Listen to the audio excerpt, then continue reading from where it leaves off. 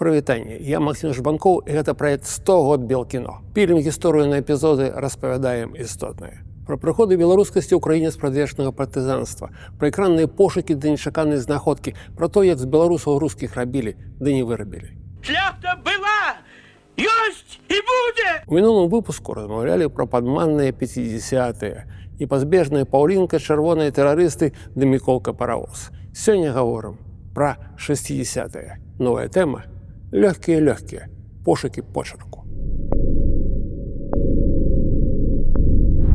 Кіна няма. Пачнем, як заўжды, з агляду эпохі. Чарговы прыпынак – год 64-й. У Савецкім Саюзе чарговы раз мяняецца лідар.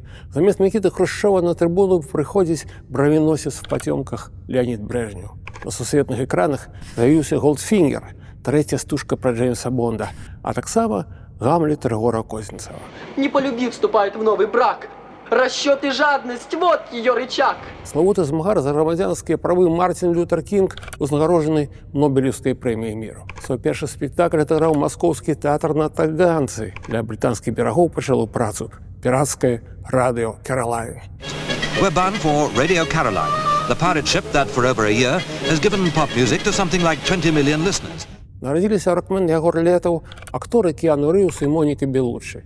Бітлз загулялі саміх сябе ў мастацкай стужцы «Вечар цяжкага дня», а да яе далучылі аднайменны альбом, на якім упершыню не было ніводнай чужой песні. Сярод кніжных навінак аднамерны чалавек Герберта Маркуза і пасмяротнае выданне парыжскіх мемуараў Эрнеста Хемінгуэя. А моладзь шалее пад «Pretty Woman» Роя Орбісона. Навошта нам менавіта 64-й? Бо акурат тады была зроблена, магчыма, найважнейшая беларуская стужка ўсіх часоў – фільм Віктара Турова пра змогілкі. Просты сюжэт. Стары ды падлетак вандруюць па акупаванай краіне і шукаюць выбухоўку для партызанскіх дыверсій. Шэрыя раніцы, трывожныя ночы, злыя вочы ды смерць танчыць побач. А яшчэ атрутная прыгажосць падпольнага супраціву і размоўкі пра неістотнае на краю песні. Замест агрэсіўнай музычнай фарбоўкі сталінскага кіно самотная жалейка. І дзіўнае спалучэнне лірычнага настрою з упартай прагай змагацца і перамагчы. Ну уж, а вы тоже, Сазон Иванович, завели разговоры про поповскую дочь и про Великую Германию. Глуп, что ли? Значит, не понимаешь. Ну? Глупость иногда сильнее всего за сердце берет. И лесть. Лесть иногда можно тигра уничтожить. Ох, устал я от этой лести и хитрости. Пра змогілкі можна пераглядаць бясконца. Бо тут усё дарэчы. Фантастычная будова карцінкі ў стылі ці то Анджэя Вайды, ці то Антаніоні з Пазаліні.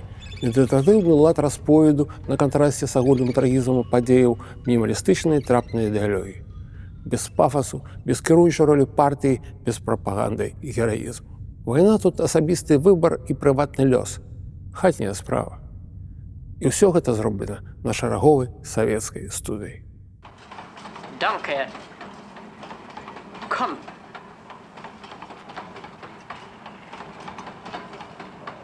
Sehr gut.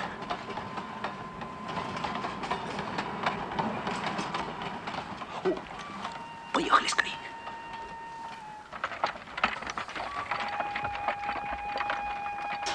Як так атрымалася? Хто дазволіў?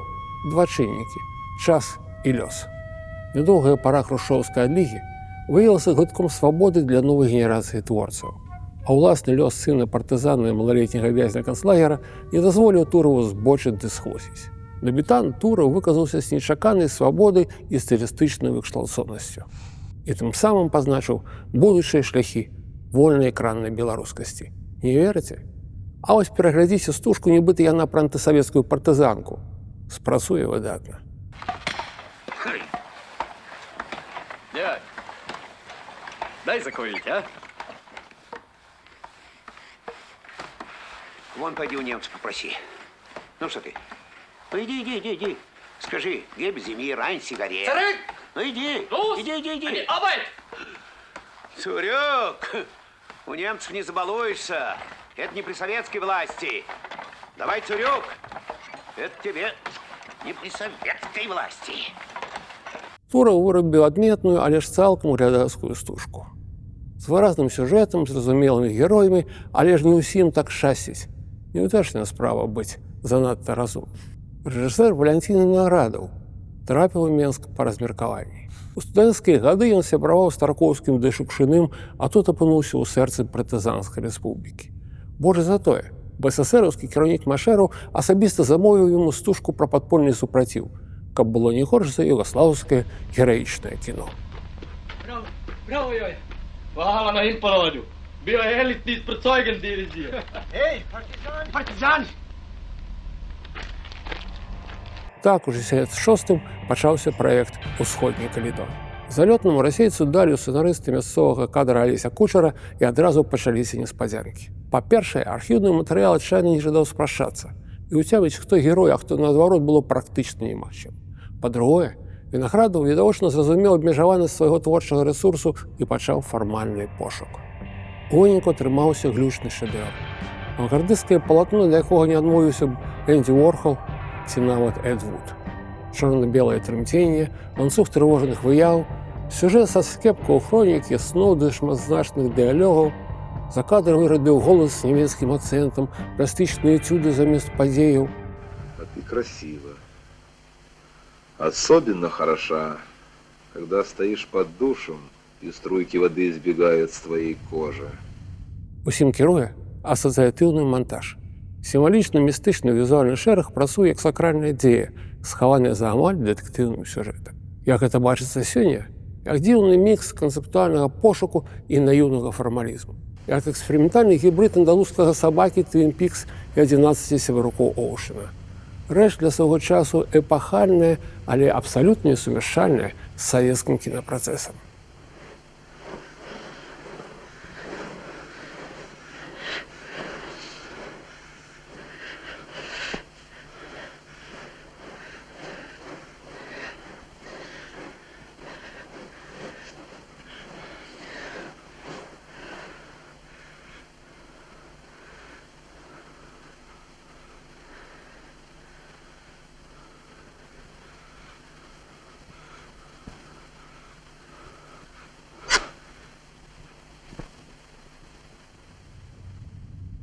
Фільм палічылі антымастацкім і пусцілі ў пракат, а Вінаградава хутенька звольнілі са студыі. Зрэшты, не варта думаць, што белкіно 60-х рабілі выключна фармалісты ды эксперыментатары. Большасць, як заўжды, ляпела штампоўку пра жахі вайны ды савецкае шчасце. Беларусьфільм упэўнена ператвараўся ў фабрыку пасрэднасці. Звано нібыта разабраліся, знайшлі фармат лірычна-пакутніцкай драмы, а вось гістарычнай тэмы неяк не склалася. Заміналі две рэчы – класавы падыход ды ідэалагічны ціск. Першы меў на мэце змаганне з эксплуататарамі, другі патрабаваў ідэйнай чысціні. Вось і распавядаць тут як хочаш пра 10-вяковай чыннай гісторыі. Дык вось вам два прыклады культурніцкіх рэканструкцый – фатальны і кампрамісны. Першы адбыўся ў 66-м, калі сустрэліся рэжысэр Владзімір Бычкоў і літаратар Владзімір Караткевіч. Бычкоў да таго зняў фільм-казку «Горад майстроў», а Караткевіч марыў пераказаць Евангелле праз вобразы беларускага сярэднявечча. Іх альянс абяцаў шыкоўны поп-прадукт, і назва была адпаведнай «Хрыстос прызямліўся ў гародні». Джызус Крайст, суперстар, адпачывае. Але тое, што пачыналася як артыстычная прыгода, скончылася парадам падманутых надзей. Бычкоў ладзіў скамарошыну, Караткевіч прагнуў філасофскіх вяршынь і штодня дапісваў тое, што зняць было немагчыма.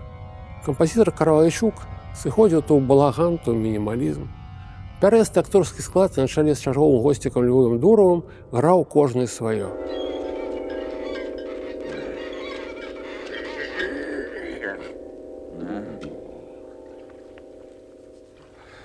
Адбывалася трагічная батлейка. Нешта бадзёрае, але няўцямнае, да яшчэ ў двух моўных версіях. А потым далучылася кіношная бюракратыя ды партыйныя органы. Дзе атэізм? Чаму Дураў? Дзе працоўныя масы? Што за балаган? Крытыкавалі, краілі і рэзалі, прыбіралі, даздымалі, вазілі ў Маскву. У выніку фільм на 20 год лёг на паліт.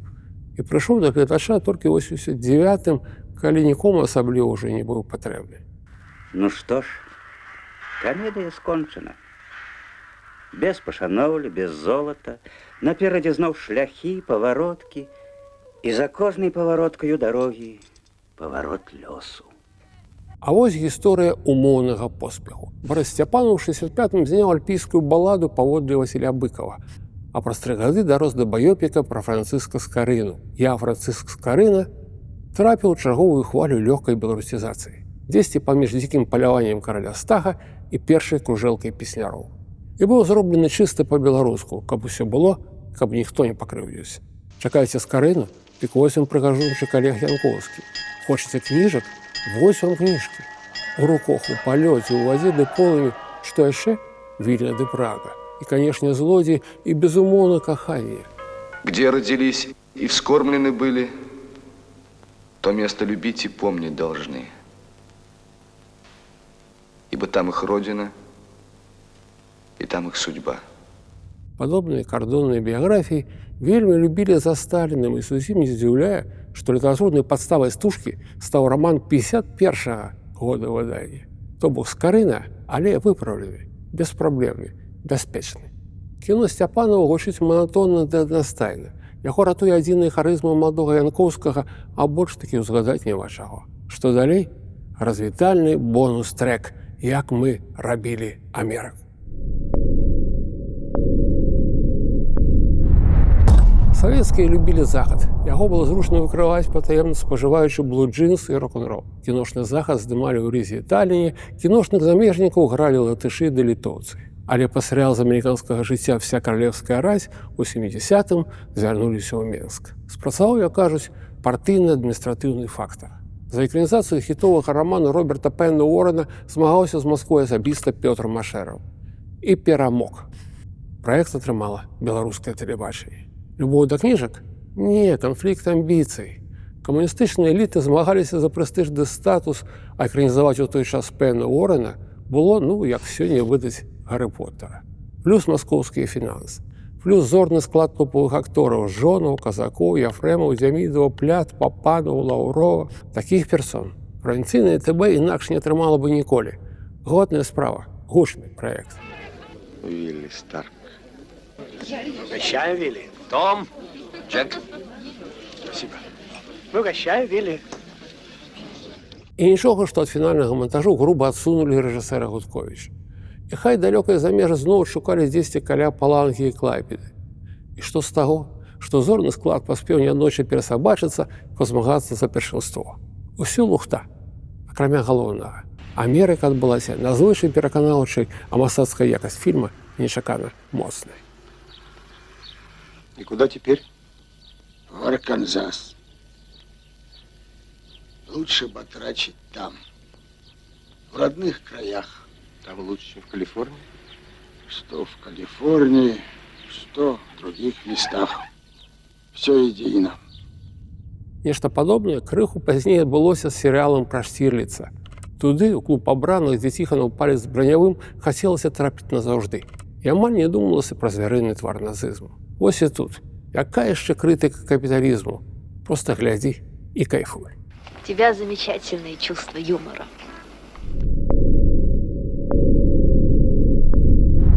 Кіна няма. Беларускія 60-е – апошняе лета Савецкай імперыі. Пошукі новай паэтыкі, спробы свабоды, новыя выклікі і новыя ахвяры. Мо хочаце праверыць асабіста? Пасылкі на стужкі ў апісанні да гэтага відэа. Што далей? Тармазнутыя 70-е, буразіна, дзікае паляванне і ўвесь гэты бярозавы сок. Глядзім разам. Пакуль.